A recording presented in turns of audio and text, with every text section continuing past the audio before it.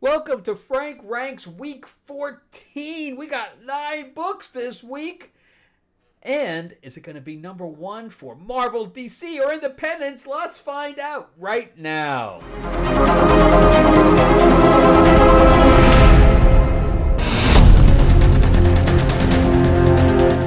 Welcome back to the channel, everyone. Thank you so much for spending time with me as we rant about movies, comic books, and television shows, as well as the occasional board game. I am your host, Frank Zanca. I'm an award-winning screenwriter, novelist, and comic book writer, as well as a filmmaker. And yeah, we're going to talk about these 9 books right here for week 14, because there will not be a week 15, because I didn't pick up anything this week. I got no books, so I guess I saved some money there. I am going on Sunday for Free Comic Book Day to pick up some freebies, and that's it. That's it. So yeah, we're going to jump into this. Remember to give me a like, give me a subscribe if you can. If you can like this video or ring that bell, ding ding, get notification about when I launch my next video. That would be amazing. Also, if you'd like to check out anything that I've written, you can go to Amazon.com. It's got my books and my graphic novels on there as well, including my 4-novel series, Destiny Aurora. It was made into a board game, a RPG. It's also on Audible. I also have Fairy Tales of Terror that I'm going to be launching up on Kickstarter shortly.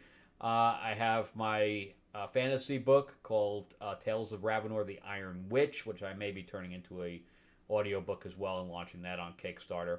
But yeah, I got a whole bunch of stuff on there. Check it all out. I think there's just a little bit for everybody. I haven't really delved into just one genre. I kind of do across the board. I also have a Holocaust biography on there and a horror book, kind of like Sixth Sense. All right, so let's jump into these 9 books. It is across the board of Marvel, DC, and Independence. So let's just jump into the first one, and it is a DC book on the bottom of the barrel, which is number 9. Number 9 is DC, and you're going to be surprised at this one, or maybe not, if you're kind of reading it too. And I'm surprised because it is written by Jeff Loeb and drawn by Jim Lee. You would think this would be an amazing book, and it's just not. It is. It's the art on it is great. I cannot dispute Jim Lee's art. He has not missed a beat. But the story is so bad. I mean, everybody says it's kind of dialed in. I think dialing it in is a compliment compared to what's actually in this book. It's like Jeff Loeb never even read a Batman book. Batman literally shoots Red Hood in the head. And Batman has a no-gun rule. I don't even know where this is coming from. But he picks up a gun and shoots him in the head. And it's not only that it bounces off the helmet, it literally breaks it, so he could have killed him. And then, on top of that, he has a gun under his chin after that when they grapple. What the frig is going on here? And then he brings Joker to his friend there. I forgot her name, Leslie Tompkins or whatever her name is, and and she keeps saying he needs to go into a hospital. He needs to go to a hospital, and Bruce is like, nah. I can't. I cannot be seen with him. So if you can't save him, it's okay. I just can't be seen with him. You know, it's going to affect my reputation. It's horrible. And then he ends up bringing him to the Batcave anyway, where he has more equipment. Why bring it to Leslie anyway? He could have just done it himself. Or brought her to the Batcave. He obviously had more equipment. It's so bad. This is my last one. I after the last one I didn't like, I said if this one gets worse, I'm dropping it. And this one's worse. So no more Hush 2 for me. And I really liked the first Hush. But this is just shit. Just bottom of the barrel, complete and utter trash. I haven't picked up Batman and Robin is the only Batman book I'm collecting at this point. A couple of the next ones, which is number 8, I have been reading digitally. So there's a couple here that I read digitally. And the last one here is G.I. Joe Silent Missions Duke. And I really like the Larry Hama Snake Eyes. I think it's number 21 or whatever else from the original series in the 80s, which was a silent mission with him and Scarlet. I thought that really worked. The Jinx one they just did, that was good. It wasn't as good as the 21, as the original one from the 80s. This really doesn't do it for me. This didn't do it for me at all. The imagery, it's about Duke having setting a bomb on this Cobra Island, and then he ends up squaring off against a scientist that his old army buddy. I don't know. There's no real setup to it. It's just a photograph setup. It just didn't really work for me. So that's number 8. And now we go into Marvel. So we went from DC, we had an independent, and now we're going into Marvel. Okay, for number 7, and that is Magic. So I didn't dislike this. I thought that having Danny Morningstar, or Moon, is that how you say it? Morningstar? Having her added to this, I really liked. I thought that the chemistry, the writing for the chemistry between Magic and Danny, I thought was really good. That carried this book because there's no story here at all. It's basically about this demon that's trying to get out and has all these wards and has brought her down to hell or something like that, and then let her go, but she has a certain amount of time to stop him. It's just kind of bold. The whole issue here is just her and Danny fighting demons. That's the entire book. There's nothing to this. It's just air. And but I liked the chemistry between them, and I liked their banter. Although some of the banter just comes into, "Oh, you're the bestest. I miss you. I love you." But I also like the powers that they used for the bow. I liked all that stuff. So some of the fight stuff was decent, but it's just air. There's nothing to this, and I really hope that Danny continues on for the next couple of issues, because this is only a limited series. Because if she leaves now, I think that the book is gonna feel less for not having her in there. All right, so let's jump into. I have another independent here. Okay, we are on number 6, independent. This is the Ghost Machine, which is Image, of Rockefellers. So this is very loosely a story of a family that escapes the future into the past. That's it. We really have no idea why. The husband's playing with an eye. They lost a grandmother. The grandfather is obviously some kind of a snack to the older women of the neighborhood who keep running after him. And here we have the daughter who has a bird who steals the eye and puts it in the nest, but then the bird dies. So nobody knows what the eye is anymore. I don't even know what this eye is. I kind of gave up on the whole storyline here. And then we have the daughter who just faints, and they bring her to the hospital, and then their car doesn't start, so they ask the neighbor for keys. We never even know why the kid, what was wrong with the kid. I thought maybe it was going to tie into part of the story or the plot. It just doesn't. We don't even know why. It was never even discussed why she passed out. It's just bad. Just plain bad. I mean, I like the family to an extent, but there's no story here. It's air. It's just rolling wheels. Just rolling wheels. All right, so number 5, I also read digitally, and this is Void Rivals. So Void Rivals is the Robert Kirkman who also created Walking Dead. And this is the story that started out as Enemy Mine with 2 warring races. A male and a female end up on a planet together. They have to work together to get off the planet. And I liked the whole beginning because it didn't really dawdle. And I really thought they were going to be stuck on this planet for like issues and issues and issues, and it just didn't happen that way. They end up working together. They find out that they're not different species. They're the same species. So when they go back, they're literally on a ring, and the ring is divided in half between the 2 warring species. And this is part of the Energon universe, which means it's part of G.I. Joe and Transformers. So we had Cobra Law people in here for whatever reason.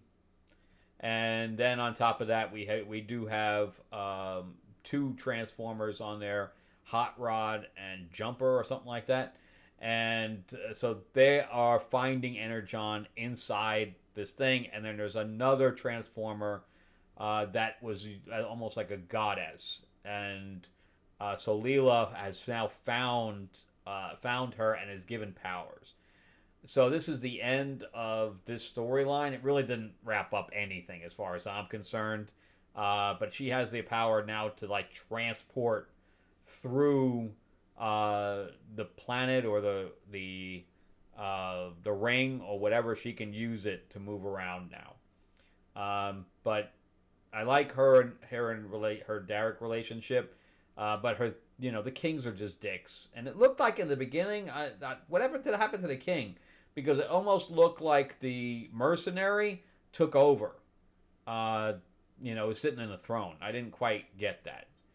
But anyway, so this is okay, but I'm really like waiting for it just to wrap up, because this is a very limited story.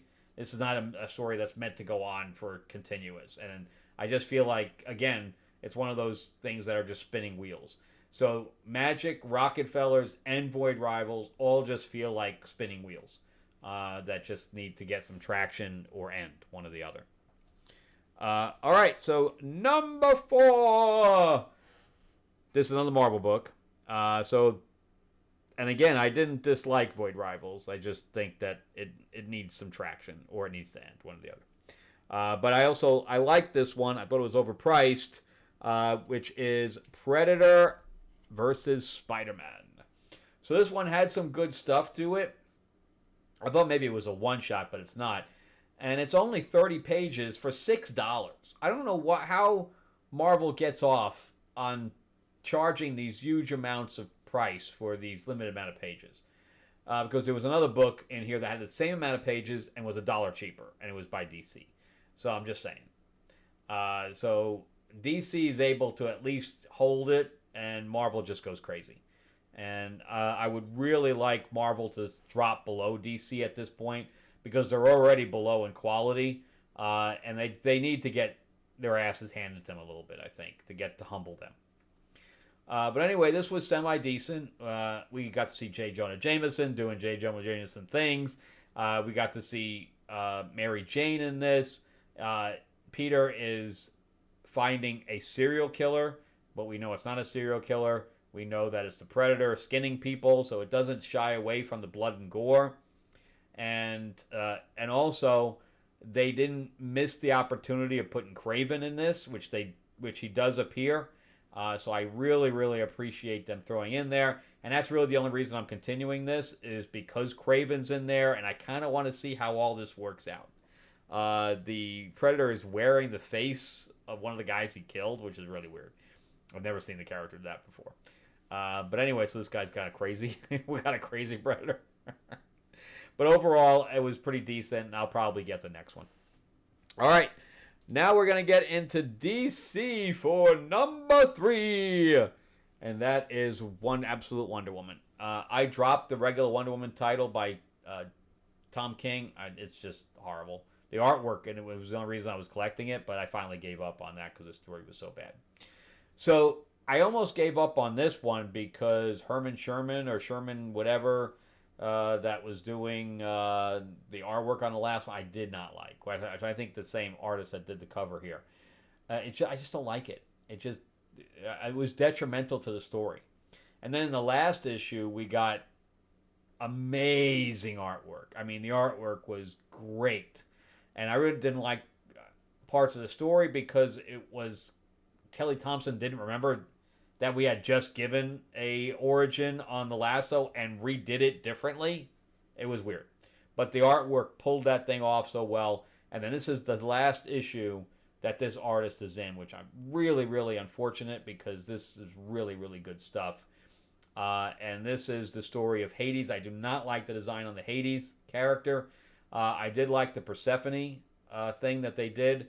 And I love the Chimera, what they did with the Chimera. I think it's the first time I've ever seen a Chimera like that. And I thought it was very, very original. It's not really original, but the way they did it was original. I really liked that. But anyway, she's in fighting in an arena.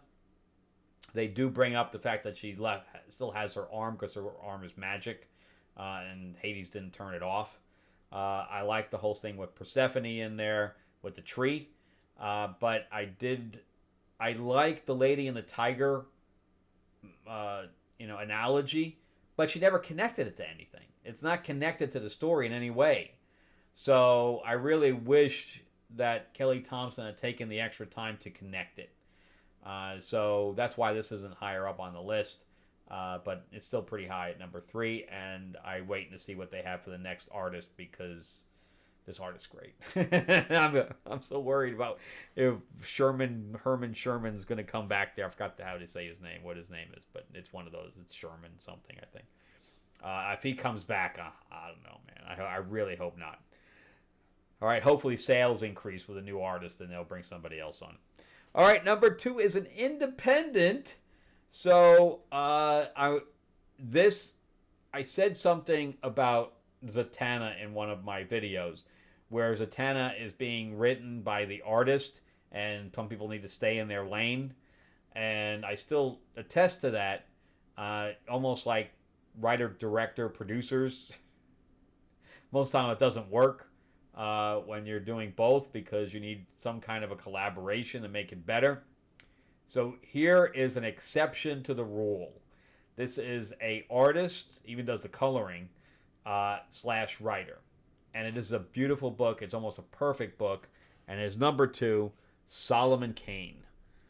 The artwork in here is absolutely beautiful. Check out my other video where I actually show the interior art on that.